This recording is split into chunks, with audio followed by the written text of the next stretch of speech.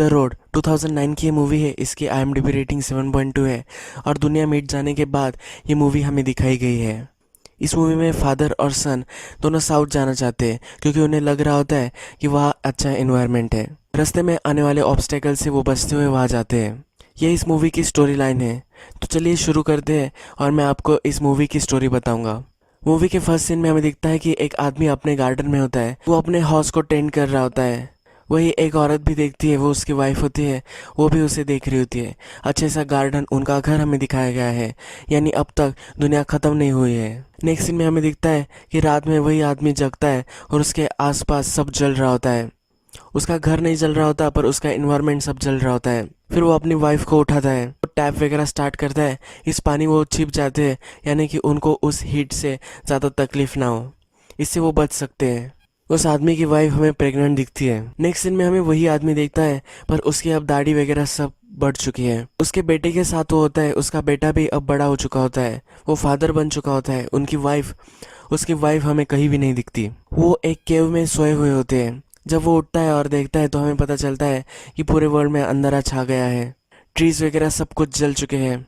उसका बेटा उठ जाता है, वहाँ थोड़ा अर्थक्वेक आता है और उसके बेटे को वो बोलता है कि कुछ भी नहीं, ये सिर्फ एक अर्थक्वेक था, यानी कि अर्थक्वेक भी यहाँ कॉमन है। फिर फादर और सन दोनों हमें रोड पर दिखाए गए हैं। उनके पास एक कार्ट होता है, वहाँ अपनी सब चीजें वो रखते और इसे खींचते खींचते वो जा रहे होते हैं। फिर फादर हमें बोलता है कि ऐसे कुछ अर्थक्वेक आए थे, उसके बाद बहुत ही ब्राइट लाइट था और सब खत्म हो चुका था। उसे पता नहीं होता कि ये कौन सा मंथ होता है। वो हमें बोलता है कि हर दिन डार्कर होता जाता है, कोई भी पेड़, कोई भी एनिमल नहीं बचा है। वर्ल्ड में जो ठंडी होती है वो हर दिन बढ़ती जाती है। रोड्स पर लोग दिखते हैं जो भी कहाँ जा रहे होते हैं। फादर हमें बोलता है कि मैं हमेशा 3 चीज़ों की वरी करता रहता हूँ, फूड, ठंडी और शूज़। फूड बहुत ही इंपॉर्टेंट इशू होता है। इन दोनों को आदमियों से भी बचकर रहना पड़ता है क्योंकि यहाँ कैनिबलिज्म भी होता है, यानी आदमी आदमी को खाता है। इतनी खतरनाक सिचुएशन होती है, फिर भी जो आदमी होता है वो गॉड पर बिलीव करता है। वो अपने बच्चे में गॉड को देखता है, इसीलिए वो जिंदा रहना चाहता है। नेक्स्ट सीन में हमें रात होती हुई दिखती है और वो अपने बच्चे को कॉमिक बुक से स्टोरी सुनाता है। रात में ही जंगल में आग लग जाती है, उन्हें सोने को भी नहीं मिलता और उन्हें वहां से जाना पड़ता है। वो आगे आते हैं और वहां उन्हें एक घर दिखता है। वो बहुत ही भूखे होते हैं और जाकर देखते हैं कि वहां कुछ खाने को है या नहीं। वहाँ पॉट्स होते हैं पर उसमें खाना नहीं होता। वहां हमें दिखता है कि कुछ लोगों ने सुसाइड की है। तो वो बच्चा पूछता है कि इन्होंने सुसाइड क्यों की। फादर बोलता है कि तुम्हें पता है इन्होंने क्यों की होगी। फिर वो फादर अपने सन को गन देता है, उसे बोलता है कि तुम्हें इस तरह से तुम्हारे माउथ में रखना है और ट्रिगर पुल करना है। उसे सिखा रहा होता है कि जब वक्त आए तो अपने आप को मार सके। उनके पास 2 ही बुलेट बची हुई होती है। नेक्स्ट सीन जो होता है वो फ्लैशबैक का है। ये फादर और जो मदर होती है वो हमें दिखाए गए हैं। ये मदर प्रेग्नेंट होती है और फादर उसके लिए बीन्स लाता है। उनका घर जो होता है वो स्टॉक्ड होता है, यानी कि वर्ल्ड खत्म हो जाने के बाद ये सीन है। वो उसे खाना देता है, तभी उसका वाटर ब्रोक हो जाता है, यानी कि अब उसकी डिलीवरी होने वाली होती है। वो बहुत ही डिस्टर्ब हो जाती है। वो बोलती है कि नहीं, मैं मेरे बेटे को इस जगह नहीं ला सकती, यह रहने लायक नहीं है। उसे बहुत ही दर्द होता है पर फिर भी वो उसे डिलीवरी कर देता है। फादर और सन दोनों रोड पर होते हैं। फिर उन्हें गाड़ी की आवाज़ आती है। ये पूरी ट्राइब होती है, बहुत सारे लोग यहाँ होते हैं, पर इन दोनों को लोगों से भी बचकर रहना होता है क्योंकि ये कैनिबलिज्म भी यहाँ हो सकते हैं। फिर ये दोनों छिप जाते हैं। वो जहाँ छिपे होते हैं वही वो सब रुक जाते हैं। एक आदमी आता है और वो टॉयलेट कर रहा होता है, तभी इन दोनों को वो देख लेता है। फादर उसे बोलता है कि तुम्हें कुछ भी नहीं करना है, तुम पीछे मत देखो और आगे ही देखते रहो। तुमने तुम्हारे साथियों को अगर बुलाया तो तुम्हें मार दूंगा। फादर पूछता है कि तुम कहाँ से हो। वो बोलता है क्या इससे कुछ फर्क पड़ता है। उन आदमियों के पास राइफल्स वगैरह भी होती है। तो फादर पूछता है कि क्या तुम्हारे पास गोलियां है। वो उन्हें कुछ भी नहीं बताता। फादर फिर उससे पूछता है कि तुम खाते क्या हो। वो बोलता है जो भी हमें मिल सके, यानी कि वो कैनिबल है। वो आदमी फिर फादर से बोलता है कि तुम्हारे पास इसके लिए गोलियां भी है या नहीं, तुम मुझे नहीं मार सकते, तुमने पूरी लाइफ में किसी को भी नहीं मारा। ये बोलकर वो सन पर झपक जाता है। वो उसे मारने वाला होता है, तभी फादर गोली चलाता है और उसके सर पर वो गोली लगती है।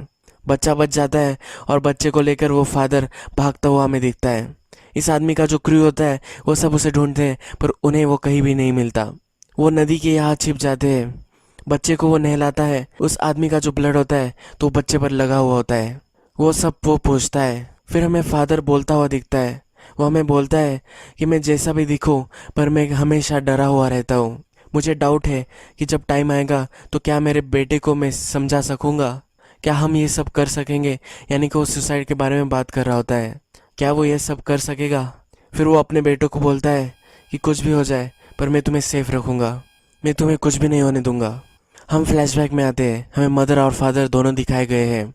मदर फादर से बोल रही होती है कि वो हमें पकड़ लेंगे, लोग आएंगे हमें मार देंगे, उससे पहले वो मुझे रेप करेंगे और हमें फिर खा जाएंगे। उसके पास गन होती है पर 2 ही बुलेट्स होती है। वो बोलती है कि अगर तुम नहीं होते तो मैंने अपने आप को भी मार दिया होता और हमारे सन को भी मार दिया होता। फादर उसे बोलता है कि तुम्हें ऐसा नहीं सोचना है, ये गलत है, हम क्विट नहीं कर सकते। वो बोलती है कि सब लोग तो ऐसा ही कर रहे हैं। फिर से हम मूवी के टाइम पीरियड में आ जाते हैं और फादर अपने सन को बोल रहा होता है कि वहाँ ज़्यादा अच्छे लोग बचे नहीं हैं, हमें हमेशा बुरे लोगों से सावधान रहना पड़ेगा। हमारे अंदर जो फायर है वो हमें हमेशा अलाइव रखनी है, यानी सोल के बारे में वो बात कर रहा होता है। बच्चे के फादर ने एक आदमी को मारा हुआ होता है तो फिर बच्चे के मन में डाउट होता है। वो पूछता है कि क्या हम अभी भी अच्छे लोग हैं, तो फादर बोलता है कि हम हमेशा अच्छे ही रहने वाले हैं। फिर वो एक शॉपिंग मॉल में जाते हैं, वहाँ की वेंडिंग मशीन से सोडा उन्हें मिलता है। बच्चे ने कभी सोडा भी नहीं पिया होता। फादर उस बच्चे को बोलता है कि आज तुम्हारी ट्रीट है। बच्चे को वो बहुत ही अच्छा लगता है। रोड पे जो सुनसान कार्स होती है उसमें वो हमें सोए हुए दिखते हैं। बच्चा बोल रहा होता है कि मुझे मदर की बहुत ही याद आती है, मुझे कभी कभी लगता है कि मेरे मदर के पास में चला जाऊं। उसे सुसाइड करने का मन हुआ होता है। फादर बोलता है कि कभी भी तुम्हें ये सोचना नहीं चाहिए, हम दोनों को तुम्हारी मदर को भुला देना चाहिए। फादर उसकी वाइफ को भुलाने की कोशिश करता है पर जब भी वो सोता है तो उसके अपने वाइफ के ही सपने आते हैं। उसके सपने वो देखता है कि उसकी वाइफ उसे पियानो बजाना सिखा रही होती है। उसे नींद नहीं आती और वो बाहर आ जाता है। अपनी रिंग वो निकाल देता है और फेंक देता है। उसे फिर याद आ रहा होता है, इसकी मेमोरी में उसकी वाइफ उसे बोल रही होती है कि मुझे जाना है, मैं अब यहाँ नहीं रह सकती। वहाँ का जो टेम्परेचर होता है वो और भी कोल्ड हो रहा होता है, तो उसे बोलकर जाती है कि तुम नेक्स्ट सीजन तक नहीं बच सकोगे, तुम्हें साउथ की तरफ बढ़ते जाना है। फादर उसे बहुत ही समझाता है पर वो नहीं सुनती। उसे मर जाना होता है इसलिए वो चलने लग जाती है। अंधेरे में वो चली गई ऐसा हमें दिखता है। फादर और सन को उनकी जर्नी में एक वाटरफॉल भी दिखता है, वहाँ रेनबो बनाया हुआ होता है। वो दोनों पानी में बहुत ही खेलते हैं। फिर से वो रोड में लग जाते हैं, उन्हें एक हाउस दिखता है, ये बहुत ही बड़ा हाउस होता है। वो वहाँ अंदर जाते हैं। वहाँ जाकर देखते हैं तो उस घर में एक अंडरग्राउंड स्टोरेज स्पेस होता है। फादर देखना चाहता है कि अंदर क्या है। जब वो अंदर जाते हैं वहाँ बहुत सारे आदमी होते हैं, उन्हें स्टोर कर कर रखा हुआ होता है। उनके आसपास ब्लड भी पड़ा हुआ होता है। उनमें से बहुत सारे आदमी एम्पुटेटेड होते हैं, यानी कि उनके बॉडी ऑर्गन्स निकाले हुए होते हैं। कुछ लोगों ने इन्हें कैदी बनाया हुआ होता है और वो उन्हें खा रहे होते हैं। ये फादर को समझ में आ जाता है और फिर वो वहाँ से भागने की कोशिश करता है। तभी वो आदमी वहाँ जाते हैं, वो बहुत ही डर जाते हैं और ऊपर जाकर छिप जाते हैं। वो जो स्टोरेज प्लेस होता है वहाँ का लॉक उन्होंने नहीं किया होता। वो जब ऊपर होते हैं तो फादर सन को बोलता है कि तुम्हें अब ब्रेव बनना है। वो फिर उसके सन के सर पर गन रखता है और उसे गोली मारने वाला होता है। अब उनके पास कोई ऑप्शन नहीं होता, अगर घर में जो आदमी है उन्होंने उसे ढूंढ लिया तो उसे खा जाएंगे। पर तभी अंडरग्राउंड जो स्टोरेज होता है वहाँ से लोग बाहर आना स्टार्ट कर देते हैं। इससे जो गैंग ने उन लोगों को कैदी रखा होता है उनमें कंफ्यूजन होता है। इसी आवाज़ में फादर और सन वो दोनों निकल जाते हैं और छिप जाते हैं। रात जब होती है फिर वो वहाँ से चले जाते हैं। ये दोनों बहुत ही भूखे होते हैं। चलते चलते फिर वो फादर के टाउन आ जाते हैं। फादर बोलता है कि मैं यहाँ यही बड़ा हुआ था। अपने सन को वो बाहर रुकने के लिए बोलता है, उसे अपने हाउस में एक मूवमेंट चाहिए होता है। उसका सन बाहर होता है तभी उसे कुछ दिख जाता है।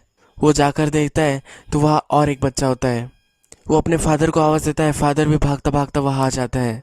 वो उसे रुकने के लिए बोलता है कि तुम कहीं नहीं जा सकते। उसके फादर को लगता है कि उसके बच्चे को आभास हुआ होगा, वहाँ कोई भी नहीं है, ऐसा वो अपने सन को बोलता है। रात में वो सोए हुए होते हैं तब फादर से वो बच्चा पूछता है कि क्या अब हम मर जाने वाले हैं। फादर बोलता है कि नहीं, भूख से मरने में हमें बहुत टाइम लगता है।